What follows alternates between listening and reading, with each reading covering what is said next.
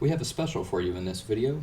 We will be finding Einstein's gravitational constant using his field equation of general relativity. Let's begin. Out the gate, we are given Einstein's field equation in the following tensorial form. G is the Einstein tensor, kappa is the coupling constant we are trying to solve for, and T is the energy momentum tensor. We can go ahead and expand on this by considering the contracted Bianchi identity. This is saying nothing more than the covariant derivative of the Einstein tensor equals 0. We can expand the Einstein tensor to show the covariant derivative acting on the Ricci tensor minus 1/2 the Ricci scalar times the metric tensor. As such, the Einstein tensor itself takes the following tensorial structure. Capital R is the Ricci tensor, lowercase r is the Ricci scalar, and G is the metric tensor.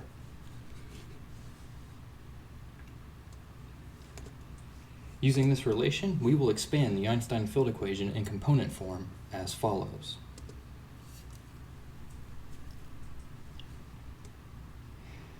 This is an implied Bianchi identity that allows for the addition or subtraction of a scalar multiplied by its own metric tensor. In general relativity, this allows us to throw in a constant that we must measure to account for the expansion of our universe.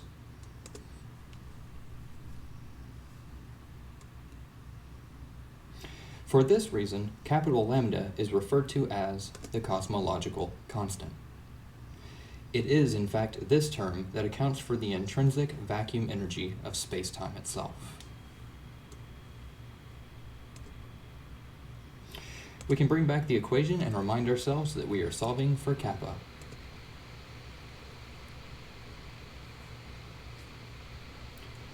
To begin, we want to simplify the components of this equation in order to work towards the trace reverse form of the equation. We can start by multiplying the inverse metric tensor across the entire equation.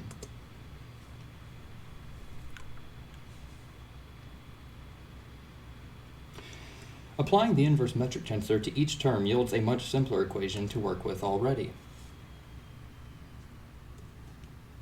We have matching indices across the board, and some of our terms even reduce to identity-valued Kronecker delta functions. Now that we have a simplified form already, we can go ahead and take its trace.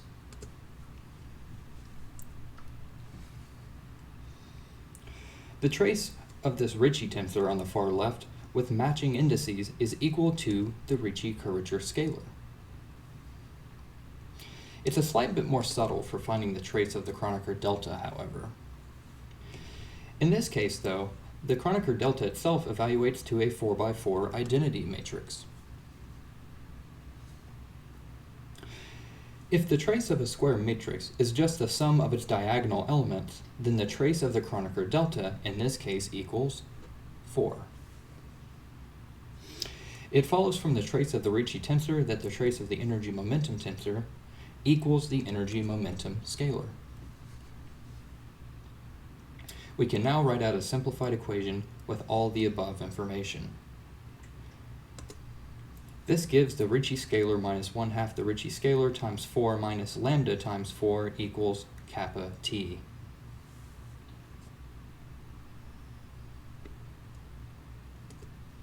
Looking back at our result, we have the following. We can go ahead and simplify.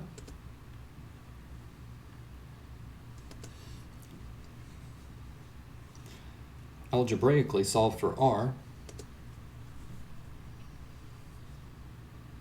and just like that, we have a specific value for the Ricci scalar that we can plug into the Einstein field equation, right here.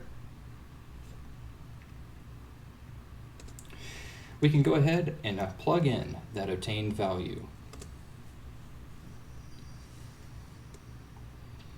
Distributing the negative 1/2 and metric tensor into the parentheses yields the following. We see here that we have 2 times something minus 1 of that something. Let's go ahead and simplify that.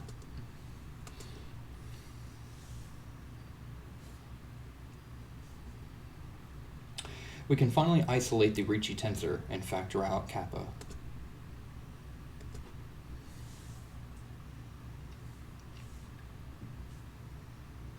Lo and behold, this is the trace reversed field equation for general relativity.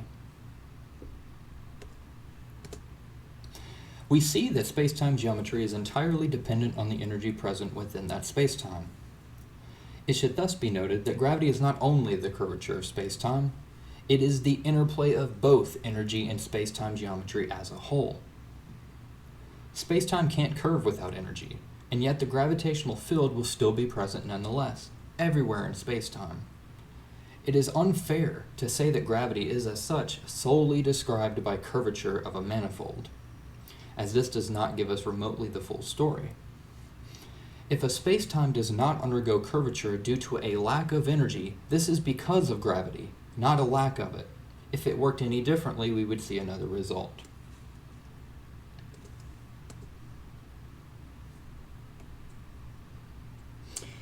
Now we want to consider only the time components of the equation. Naturally, this will cause us to gradually approach the Newtonian limit. Under such scales, we can omit spacetime expansion, and thus lambda tends towards 0.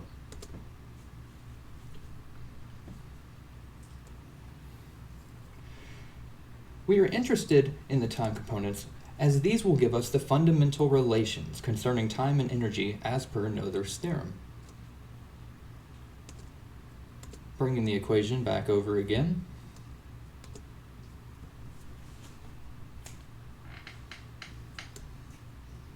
Our measure of the energy momentum scalar with the time component of the metric tensor is rather redundant, allowing us to simplify further.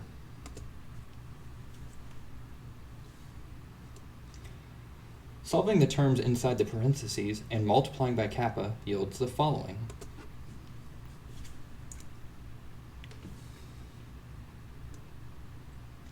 Now we can begin solving for the Ricci and energy momentum tensors.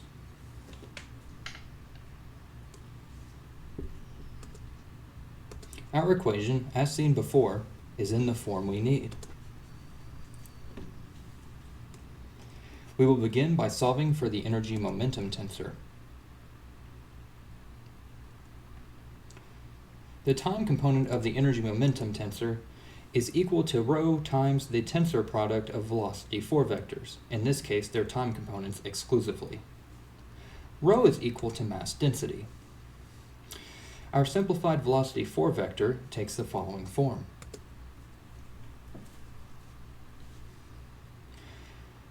We can as such write out the tensor product formula as follows.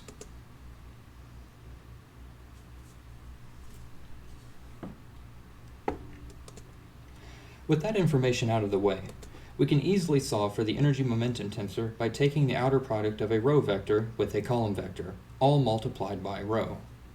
This yields a 4x4 matrix with only one component. As such, T00 equals rho times c squared.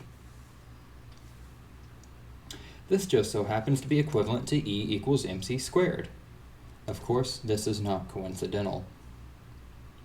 Plugging this information into our Ricci tensor gives us the following equation.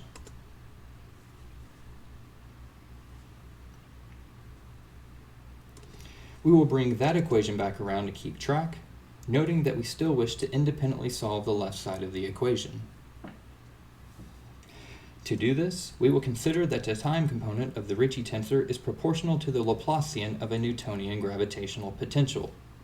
This can be expanded upon via Poisson's equation.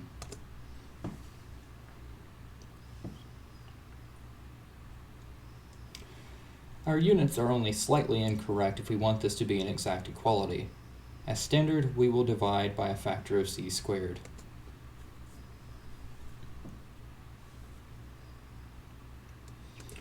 Speaking of Poisson's equation, let's take a look at it.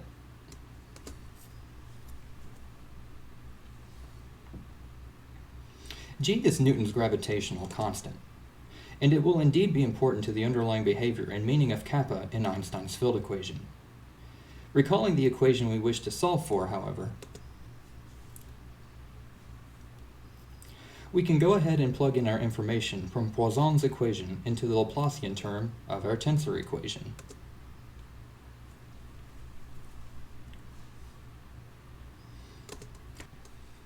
Bringing back that result,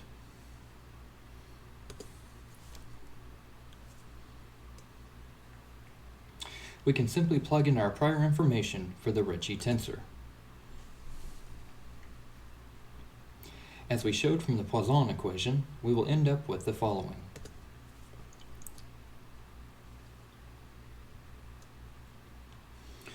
From here on, we can algebraically solve for kappa to yield our final answer.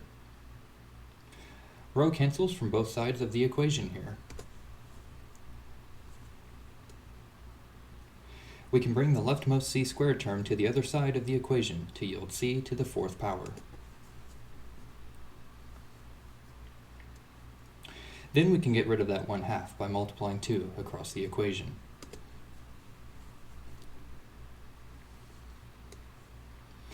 All we have left to do now is isolate kappa by dividing c to the fourth power into the other side.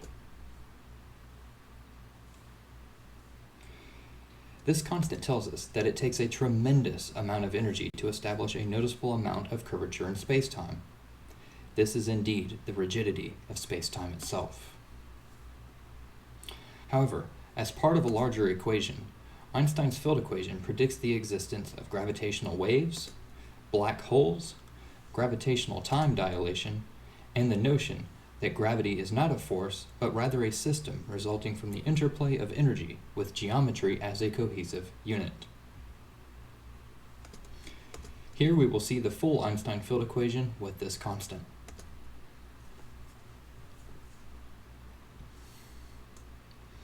In the wise words of John Wheeler, space-time tells matter how to move, and matter tells space-time how to curve. Indeed, any non-zero energy we put into the energy-momentum tensor causes the left side of the equation to report a deviation from a flat space-time. It then provides us the tools to study the corresponding structure and take measurements using the metric tensor. However, this equation is not a one-way street, as Wheeler admits. Any curvature on the left side of that equation will tell any energy on the right side to behave in a particular way. However, there is a more fundamental understanding and appreciation to be had for this equation, at least in my opinion. What I see is an equation stating that if energy appears in a vacuum, curvature will be spontaneously induced on a space-time manifold. However, if curvature is admitted, then a particle must spontaneously emerge from the vacuum to account for that. However, this begins to hint at thought experiments touching upon quantum theory, which is beyond the scope of this lecture, unfortunately. Regardless, I hope you enjoyed this video. If you have any questions, feel free to ask me in the comments as always. Thanks for watching.